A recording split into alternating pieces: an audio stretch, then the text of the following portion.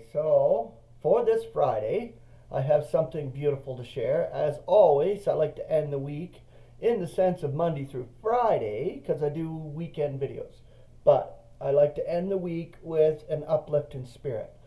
And if I can give you that glimmer or that little spark of spiritual upbuild, it's great.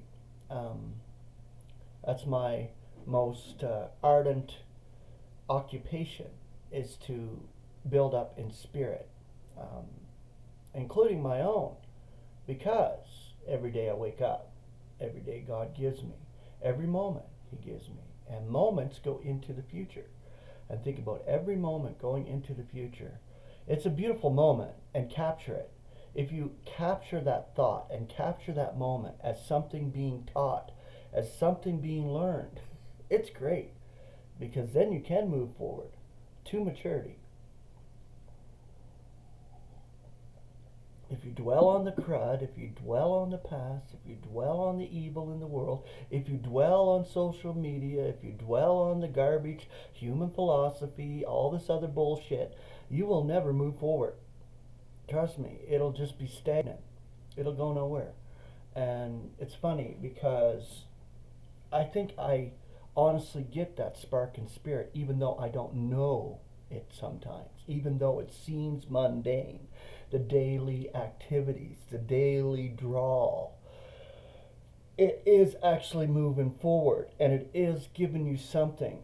Whether you see it or not, it makes no difference. God is the one that's operating, because His achievement are we. Get it? His achievement, not our achievement. His achievement in creating and molding vessels for honor. He has both vessels of honor and dishonor, and it's the same lump of clay.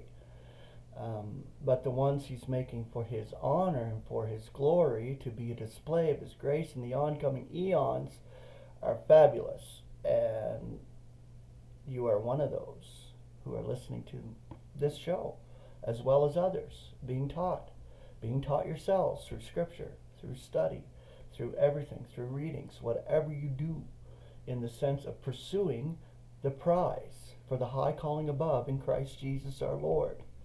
Okay, so it is the word of Christ, its grace and power. Let the word of Christ be making its home in you richly, in all wisdom, teaching and admonishing yourselves in psalms, in hymns, in spiritual songs, singing with grace in your hearts to God.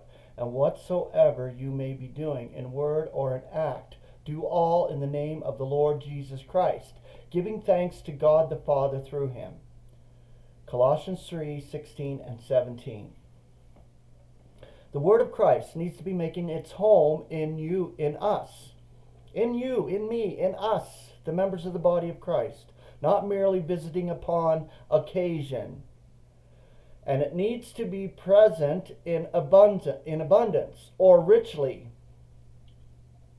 Storing up them treasures among the celestials, storing up them treasures for future glory in Aeonian times, the Aeonian life that God has blessed us with. This is the richness in Christ that we need to be storing, and continually fueling, continually giving strength and focus and everything. Focus on that which is above, where Christ is, next to God. Amazing stuff. Okay. Not in short supply or poorly. How we need to be thinking Christ's thoughts, and to be governed by His motives.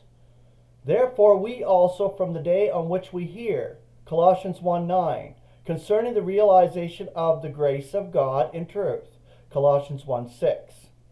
Whenever we learn that it has been given to any of our fellow believers, we do not cease praying for you and requesting that you may be filled full with the realization of His will in all wisdom and spiritual understanding, Colossians 1:9.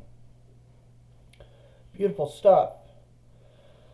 This is Paul's prayer for us, for you to be walking worthily of the Lord, for all pleasing, bearing fruit in every good work, and growing in the realization of God, being endowed with all power in accord with the might of his glory, for all endurance and patience with joy, at the same time giving thanks to the Father, who makes you competent for a part of the allotment of the saints in light. Colossians 1:10 through 12.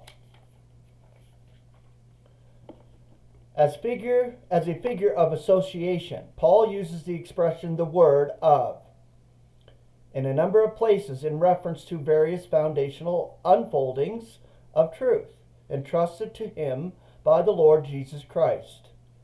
Each of the following 7 expressions or passages from Paul's ministry present or make reference to the word of, the teaching concerning a particular consequential theme. The word of God's grace, Acts 20:32. The word of promise, Romans 9:9. The word of truth, 2 Timothy 2:15. The word of faith, 1 Timothy 4:6. The word of life, Philippians 2:16. The word of the cross, 1 Corinthians 1:18. The word of the conciliation, 2 Corinthians 5:19.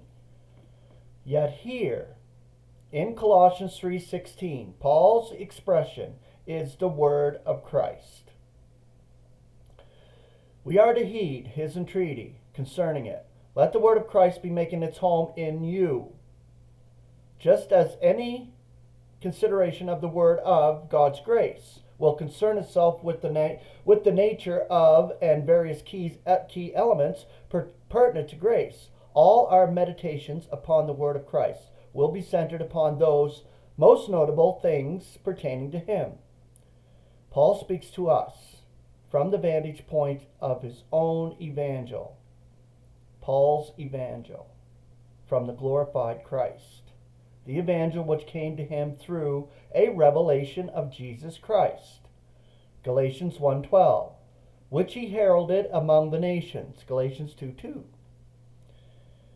He does not even take up the many details of the personal ministry of Jesus, those things associated with the Lord's personal entrance to the entire people of Israel, Acts 13:24 and Matthew 15:24. Paul begins his evangel where Matthew, Mark, Luke, and John concluded theirs. From beginning to end, Acts 13:16 through 48 and Philippians 2:8 through 11. Paul's message is the sacrifice of Christ and the blood of his cross, Colossians 1:20. Okay, so we will continue tomorrow.